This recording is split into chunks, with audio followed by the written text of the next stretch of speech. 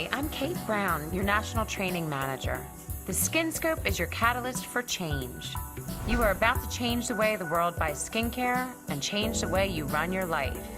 The key is not to overcomplicate the process. Relax and enjoy the metamorphosis you are about to impart on your life and the lives of countless people you touch.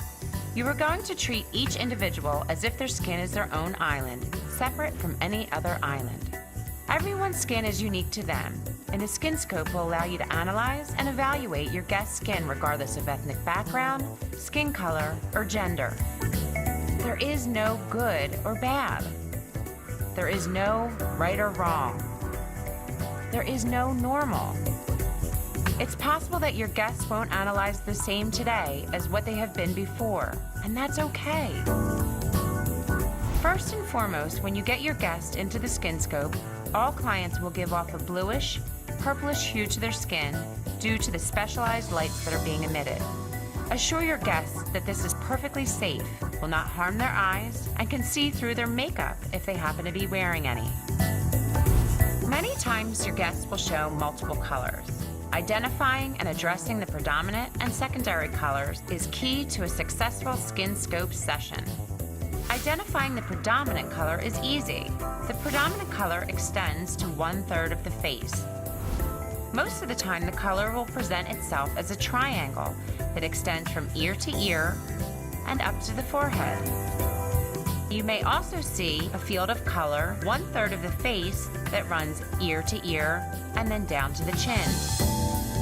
The predominant color may also appear as a mask over the eyes, again covering 1/3 of the face. The predominant color may also cover a half of the face or the full face. If you see two colors, visualize covering any particular second area of color with your thumb.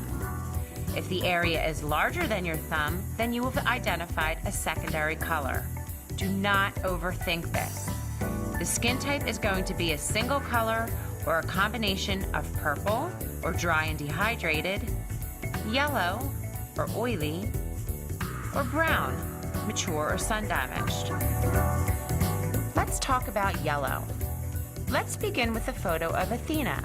She is our example of how yellow appears on a guest's skin. Oftentimes the yellow can even appear as a deeper hue, almost an orange. This will always be considered the yellow category. If you take a close look at the picture, there's a clear mark of yellow next to the nose, around the mouth, and next to her eye area. You can also see a mask of purple over her eyes.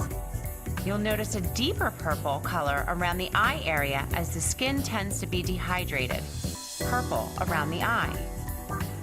This isn't a secondary color, it's an overall condition that a complementary eye product will help to correct. Athena would be a predominant yellow with no secondary color because there are no other colors that populate within an area that would be larger than a thumbprint on her face. Suggest the yellow regimen with the addition of some spot quench from our complementary products category for her eyes for much needed hydration but without excess oil, and her condition will be balanced.